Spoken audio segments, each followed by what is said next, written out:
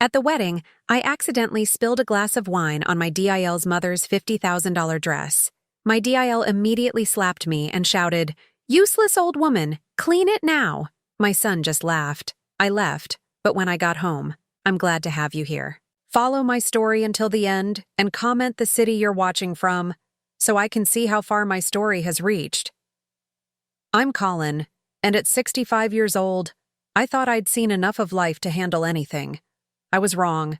Nothing could have prepared me for what happened at my son's wedding, the moment that shattered 28 years of believing I was a good mother. The reception was everything Calliope had dreamed of. Crystal chandeliers cast warm light over tables draped in ivory silk, each centerpiece worth more than my monthly grocery budget. I wore my best dress, the navy blue one I'd bought for special occasions, though it felt shabby compared to the designer gowns floating around me. I was trying so hard to blend in, to not embarrass Darren.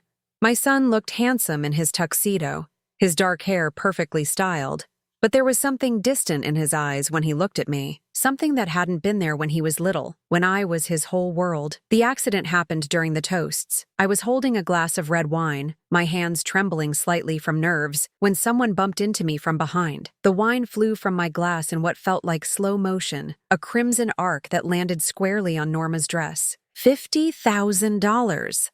That's what Calliope screamed as she rushed to her mother's side.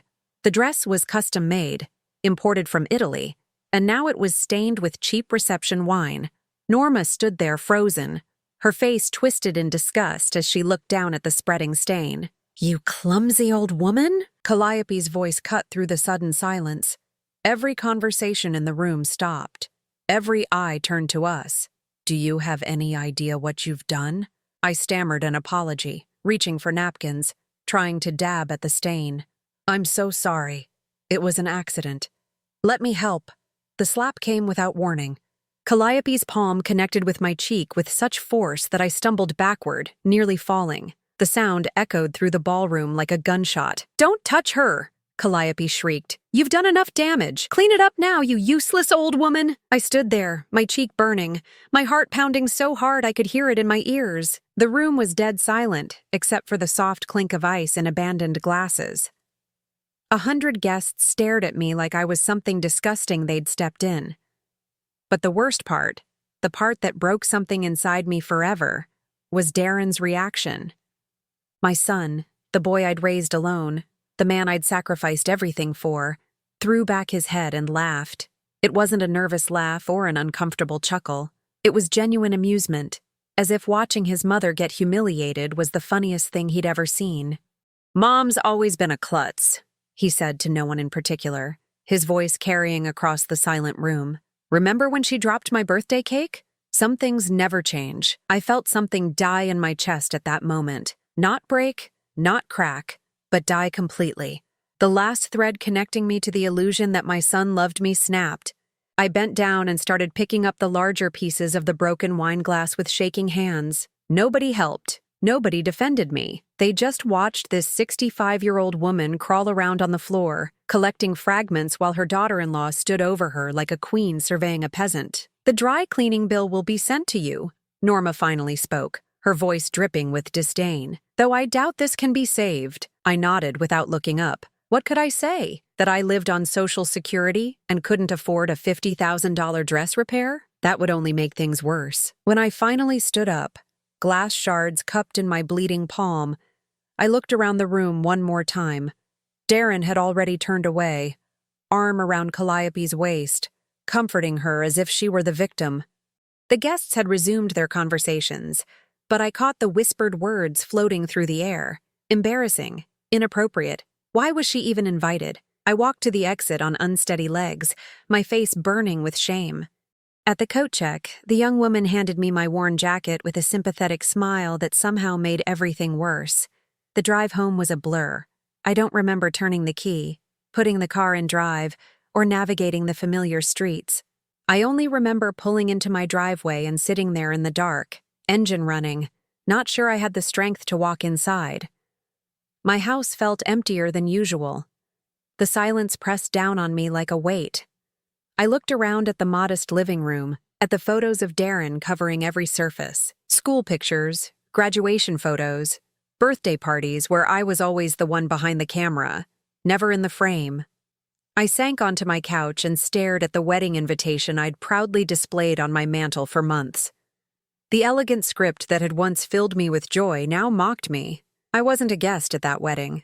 I was an obligation, a burden they'd had to tolerate. The worst part was realizing this wasn't new. This disrespect, this casual cruelty, it had been building for years. I'd just been too blind, too hopeful, too desperate to maintain the illusion of family to see it.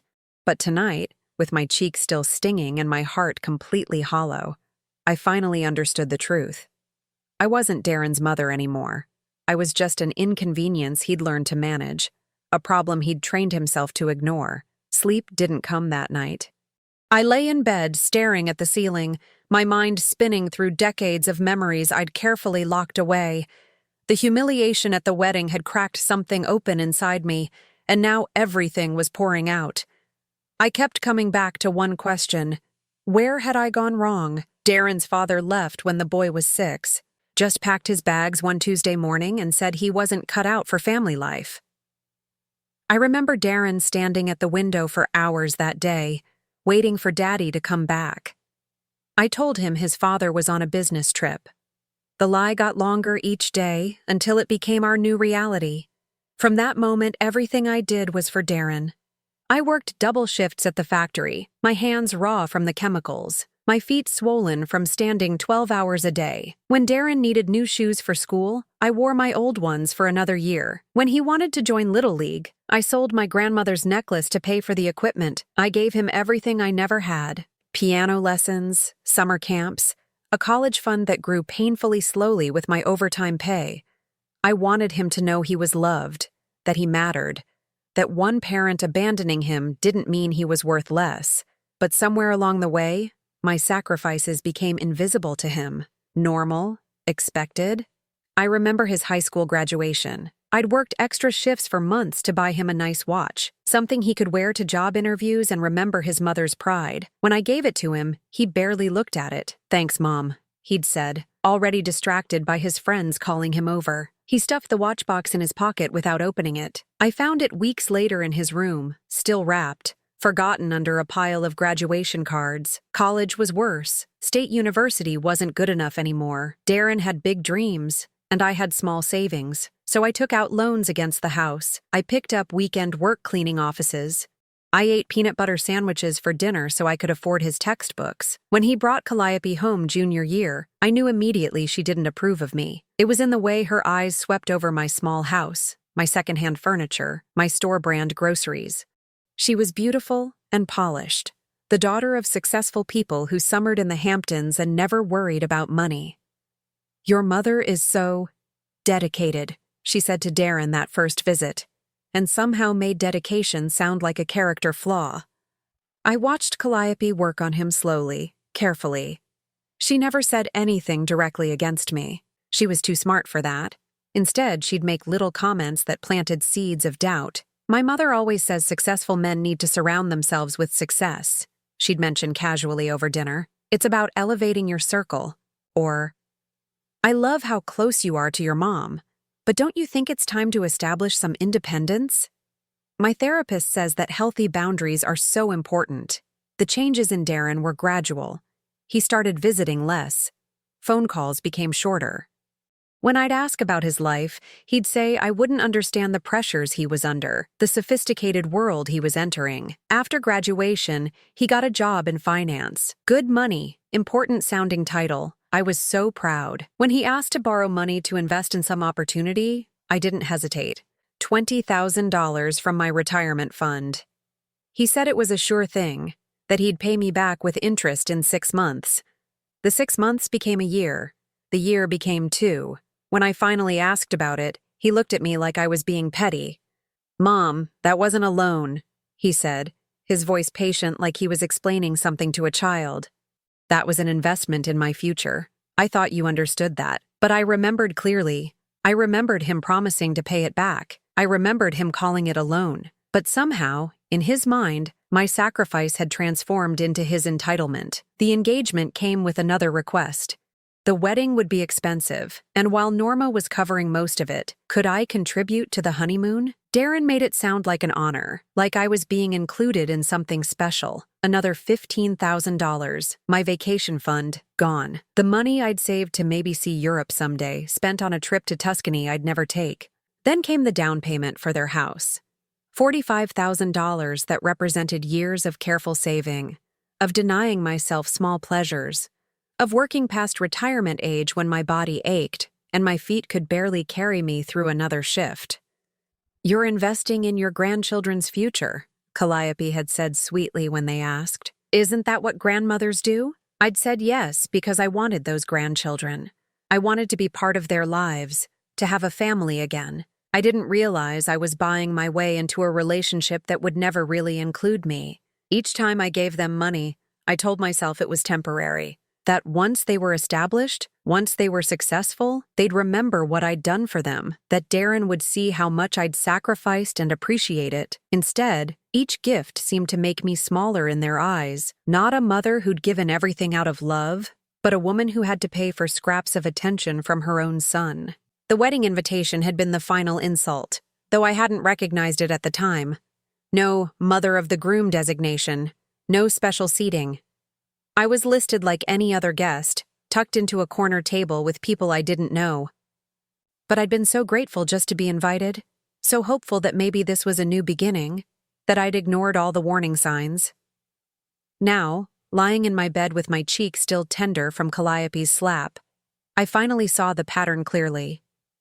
I hadn't raised a son. I'd created a stranger who looked like my child but had the heart of someone I didn't recognize. 3 weeks passed after the wedding. 3 weeks of silence from Darren. No thank you call, no check to see if I was okay. Nothing. I moved through my days like a ghost, going through the motions of living without really feeling alive.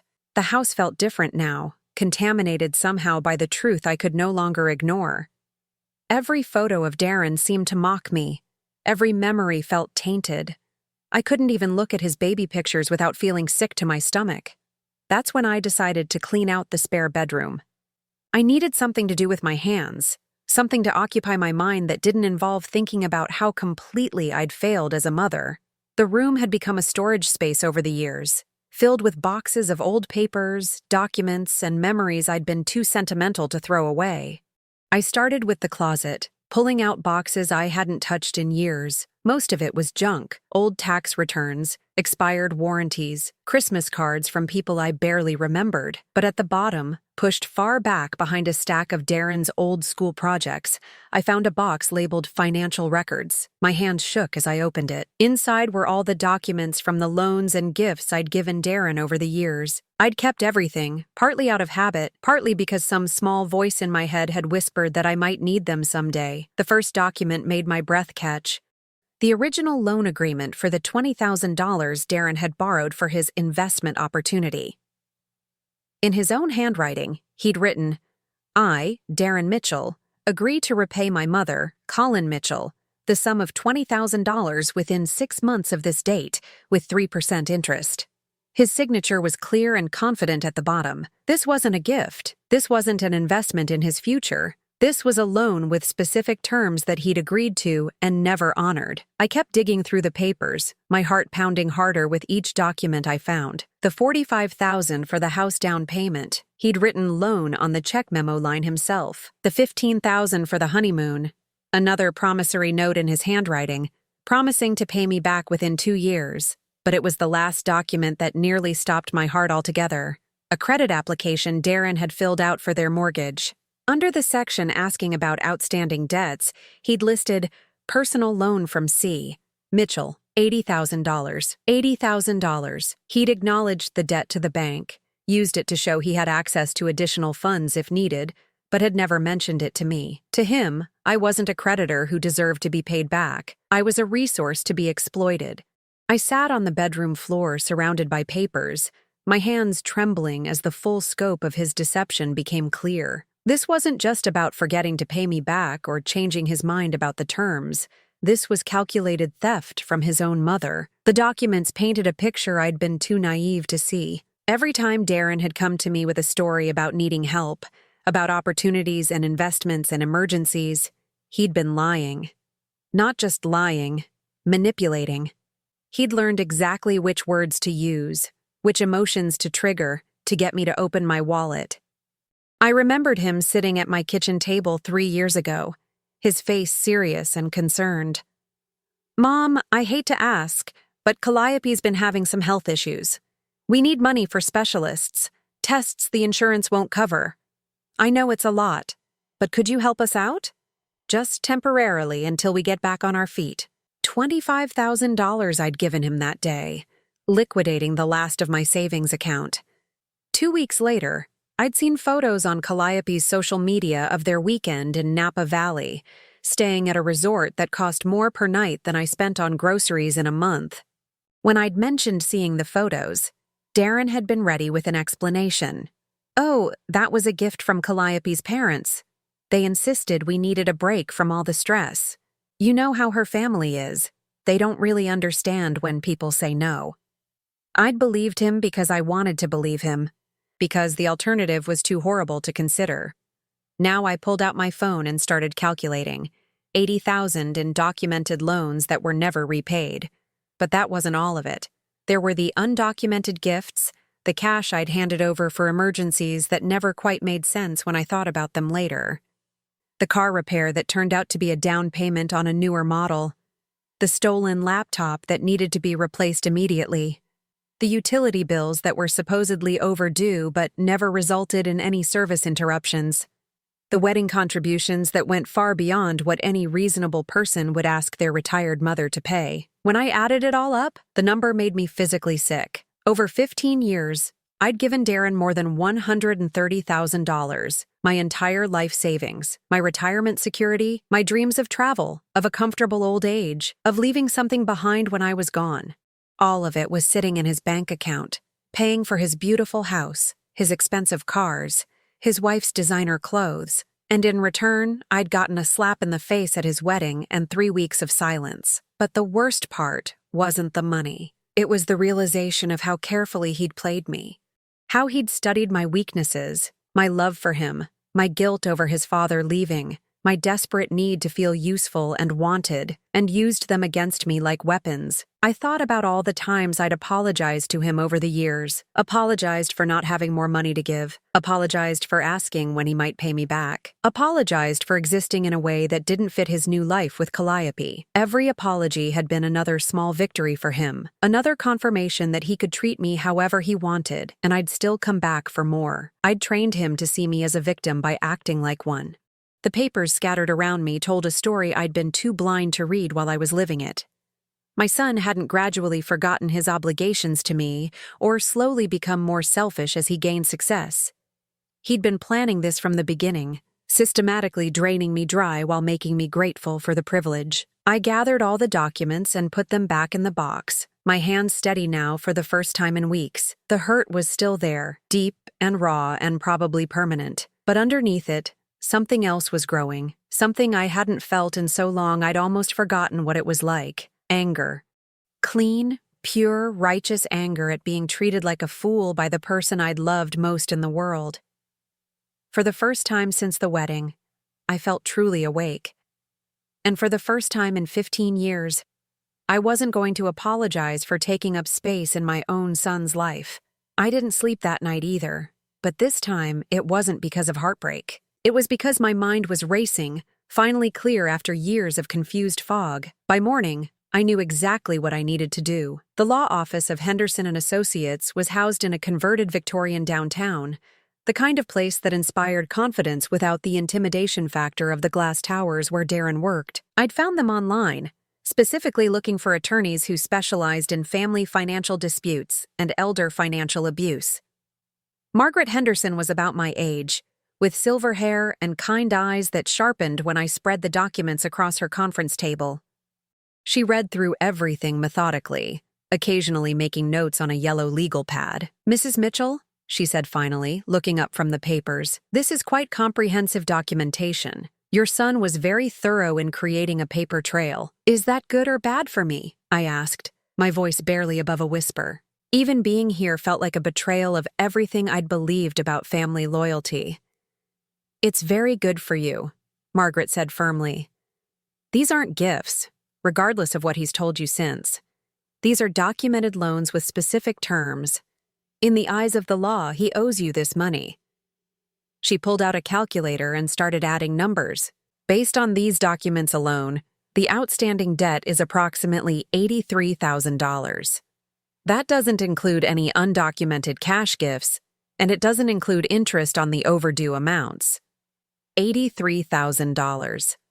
The number hung in the air between us like a physical weight. What are my options? I asked. Margaret leaned back in her chair. Several. We could start with a formal demand letter, giving him 30 days to respond with a payment plan. If he refuses or ignores it, we can file a civil lawsuit to recover the debt. With documentation this clear, I'd be very confident about our chances. And if I do nothing, then he keeps your money and continues to treat you like you don't matter. Her voice was gentle but direct. Mrs. Mitchell, I've seen cases like this before. Adult children who view their parents as unlimited ATMs. It rarely stops until the parent puts up boundaries. I thought about Darren's laugh at the wedding, about Calliope's slap, about 3 weeks of silence.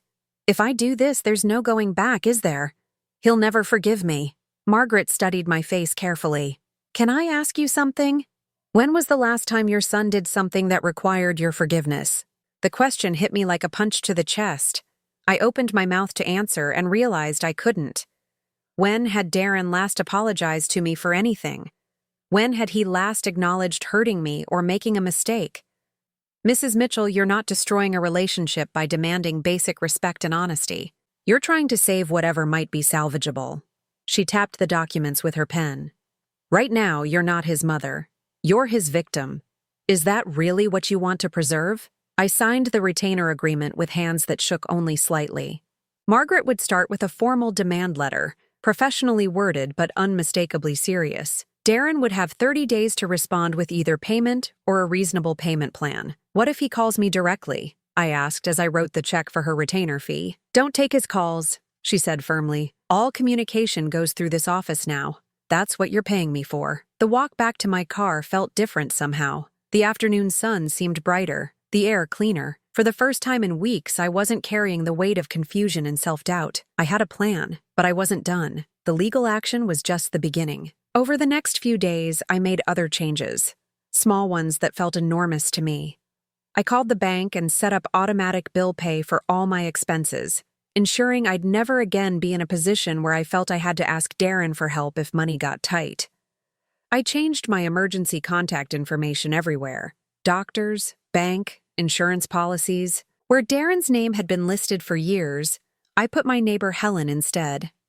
Helen was a retired teacher, practical and reliable, and most importantly, she wouldn't see an emergency as an opportunity to lecture me about being a burden. I cleaned out my freezer and threw away all the frozen casseroles I'd been saving for when Darren visited. He hadn't eaten my cooking in over 2 years, always claiming he and Calliope were on some new diet or had already eaten. I packed up most of the photos of him that covered my living room surfaces. Not all of them. I wasn't ready for that level of brutality yet, but enough so that my house started to feel like my space again instead of a shrine to someone who didn't think I was worth a phone call. The hardest change was my phone. For years, I'd kept it on loud, day and night, in case Darren needed me. Now I turned it to silent after 9 p.m.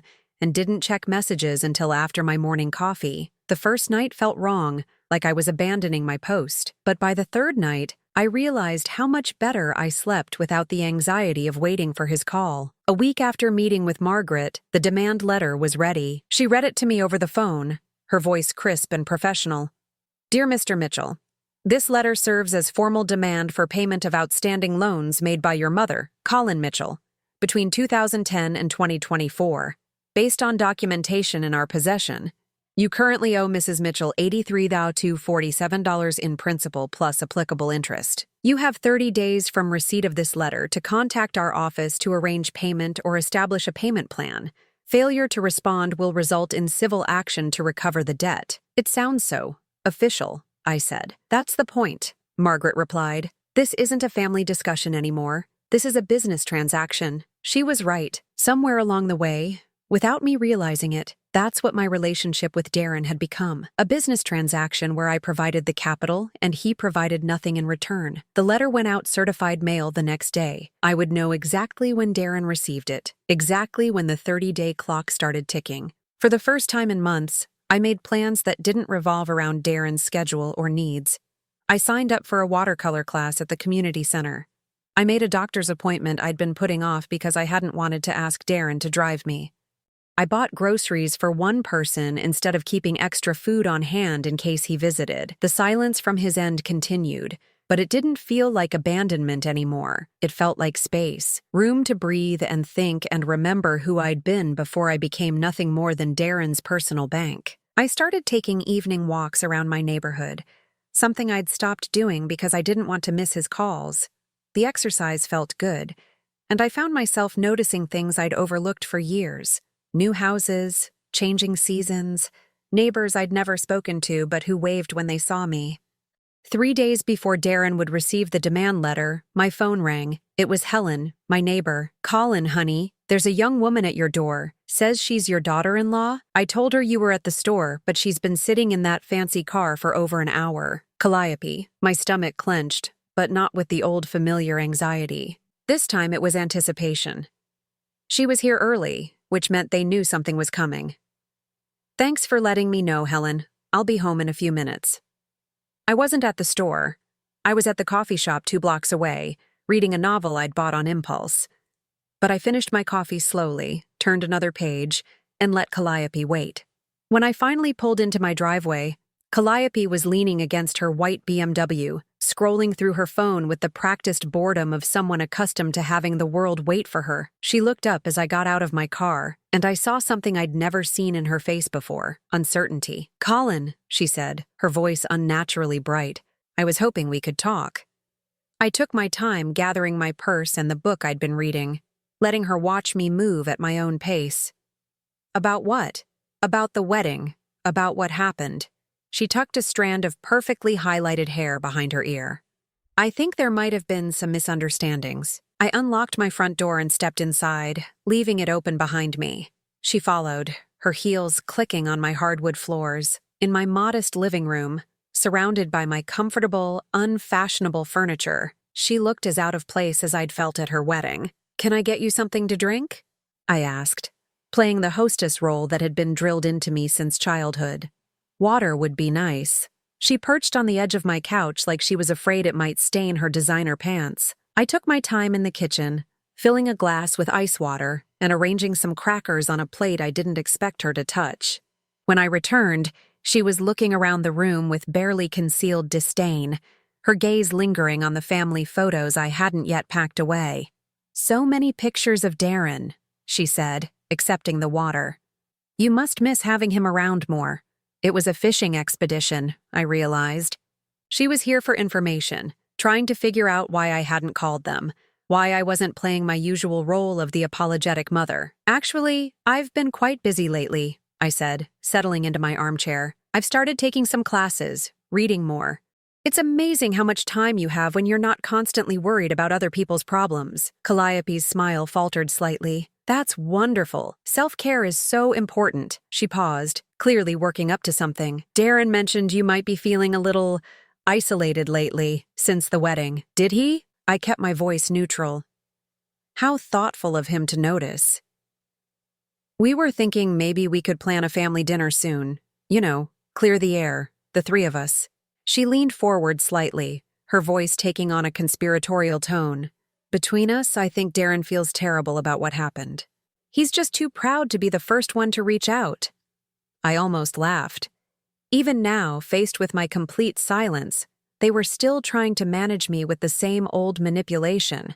Make me feel guilty for not reaching out first. Make me believe Darren was somehow the injured party who needed protecting. "That's interesting," I said. "What exactly does he feel terrible about?" Calliope blinked, clearly not expecting the question.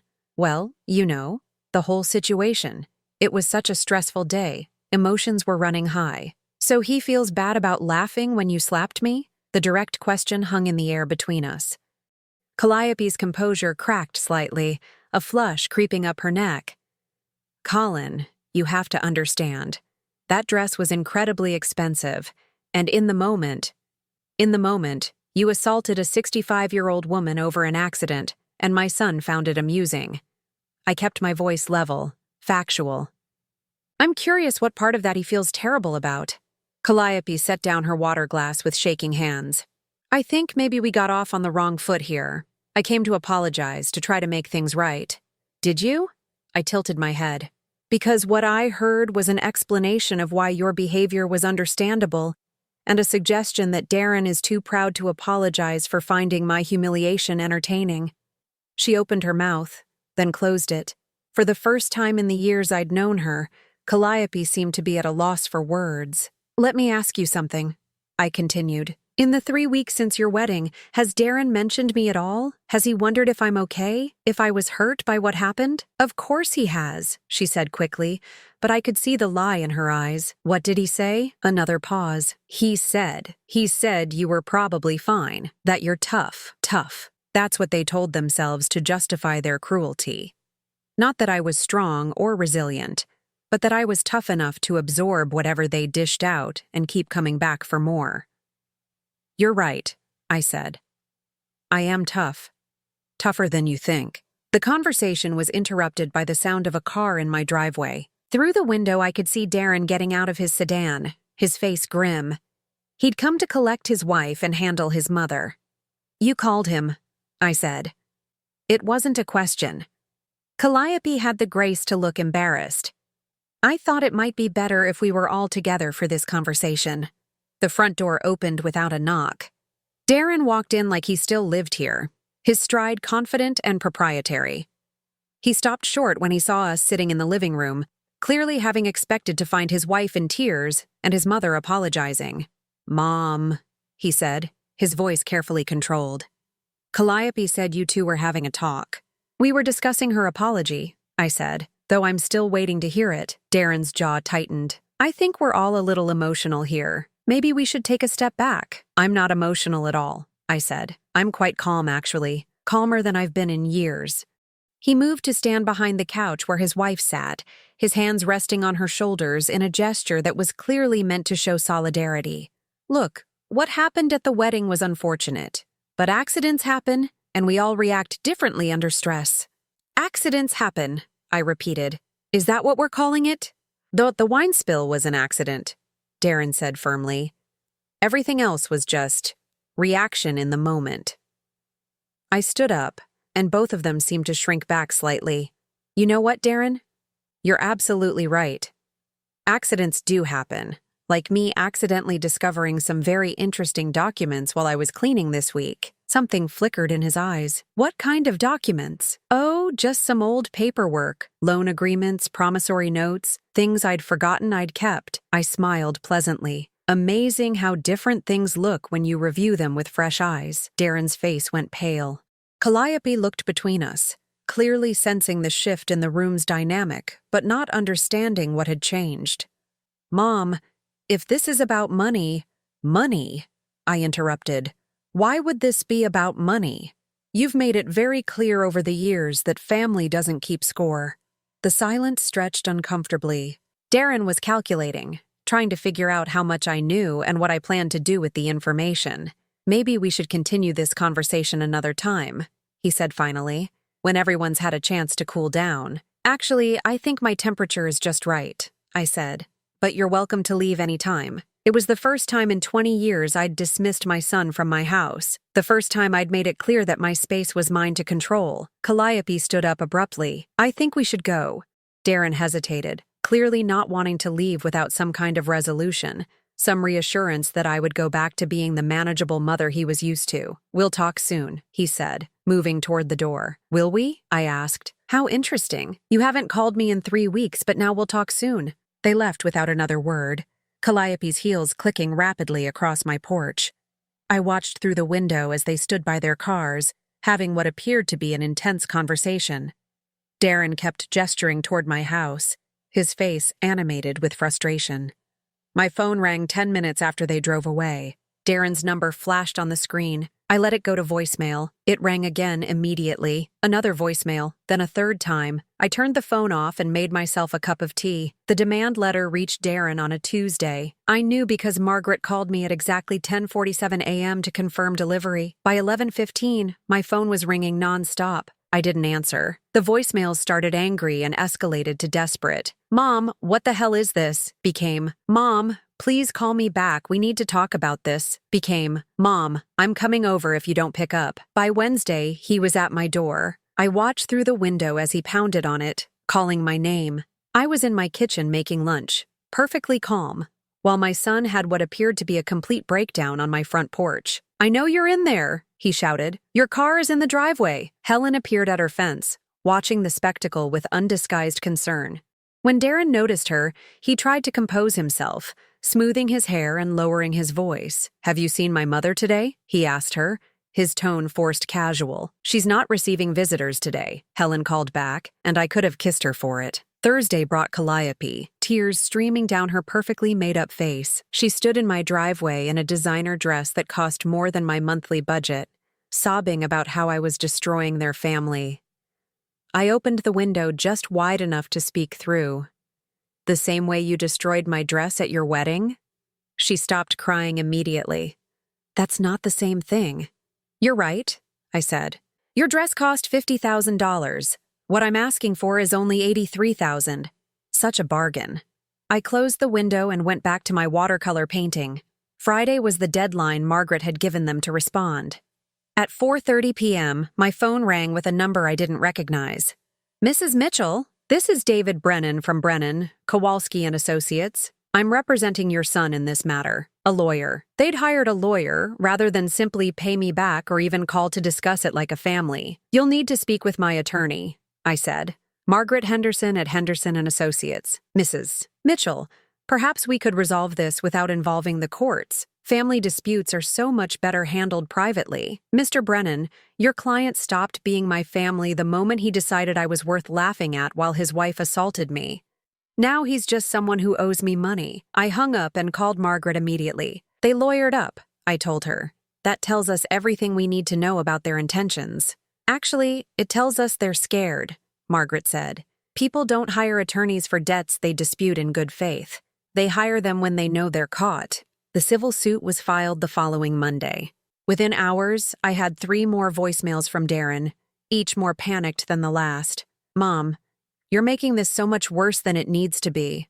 We can work something out if you'll just talk to me. Do you have any idea what this lawsuit is going to cost me? How it's going to affect my career if this gets out? Fine. You want to play hardball? We'll see how this works out for you." The last message told me everything I needed to know about who my son really was underneath all my years of denial. The case took 8 months to resolve. 8 months during which Darren tried every manipulation tactic in his considerable arsenal. He sent me guilt-inducing letters about how I was destroying his marriage, his reputation, his future. He had relatives call me to beg on his behalf. He even tried showing up with flowers on Mother's Day, as if a bouquet could erase decades of financial abuse. I didn't respond to any of it. Every communication went through Margaret, who handled his dramatics with the professional detachment they deserved. The settlement conference was held on a gray February morning in a sterile conference room downtown. Darren sat across from me in an expensive suit, flanked by his attorney. He looked older somehow, stress lines around his eyes that hadn't been there at his wedding. "Mrs. Mitchell," his lawyer began, "my client is prepared to offer $30,000 to settle this matter and put it behind both families." "Counteroffer," Margaret said without hesitation. "Full amount owed plus interest and attorney fees, $97,412. Darren's face went white. "That's impossible. I don't have that kind of cash." "You had it when you took it from your mother," Margaret replied coolly. "Figure it out." The negotiation lasted 6 hours. In the end, Darren agreed to a payment plan. $50,000 immediately, the remainder in monthly installments of $2,000 for 2 years. His house would serve as collateral. As we signed the papers, Darren looked at me with something I'd never seen in his eyes before. Respect. Not love, not affection, but the grudging respect one gives to an opponent who's proven themselves worthy. "Was it worth it?" he asked quietly while the lawyers finalized documents. "Destroying our relationship over money?" I met his gaze steadily. I didn't destroy anything, Darren. I just stopped pretending it existed. The first payment arrived exactly on schedule. So did the second and the third. Darren never missed one, which told me he'd always had access to the money. He'd simply chosen not to repay me because he'd never faced consequences for his theft. I used the initial $50,000 to do something I'd dreamed about for decades. I booked a month-long trip to Ireland.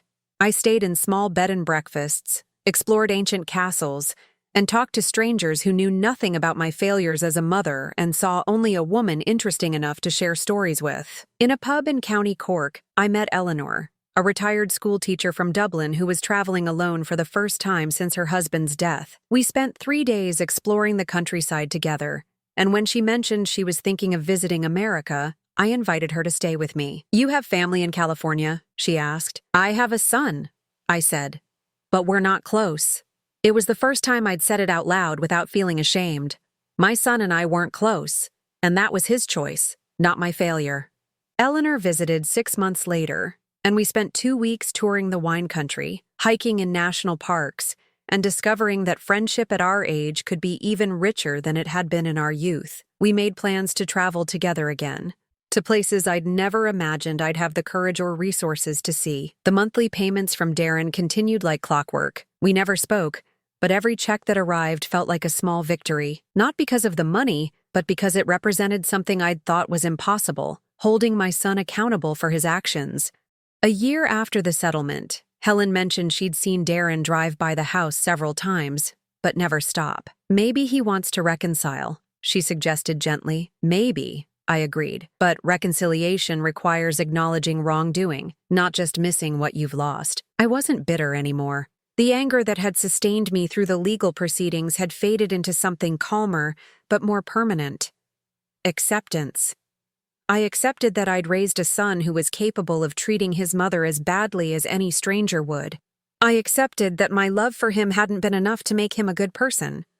I accepted that some relationships can't be saved, only survived. The house felt different now. Lighter. I'd redecorated with colors I loved instead of the neutral tones I'd thought were more acceptable. I'd replaced Darren's photos with pictures from my travels, images that reflected who I was becoming rather than who I'd been. On my 67th birthday, I treated myself to a day at the spa. As I sat in the massage chair, looking out at the garden through the window, I realized something remarkable. I was happy, not the desperate, conditional happiness that depended on Darren's approval, but a quiet, steady contentment that belonged entirely to me. That evening, Eleanor called from Dublin to wish me happy birthday. We talked for an hour about our plans for her next visit, about the cooking class we wanted to take together, about the small apartment she was considering renting in my neighborhood for extended stays. After we hung up, I sat in my garden with a glass of wine, watching the sunset paint the sky in shades of pink and gold. Somewhere across town, Darren was living his life without me in it. For the first time, that felt like his loss, not mine. The last payment arrived on schedule, along with a note in Darren's handwriting, "Debt paid in full." I deposited the check and threw the note away. Some debts, I'd learned, could never really be paid in full, but some freedoms were worth any price. Now I'm curious about you who listened to my story. What would you do if you were in my place? Have you ever been through something similar? Comment below, and meanwhile, I'm leaving on the final screen 2 other stories that are channel favorites, and they will definitely surprise you. Thank you for watching until here.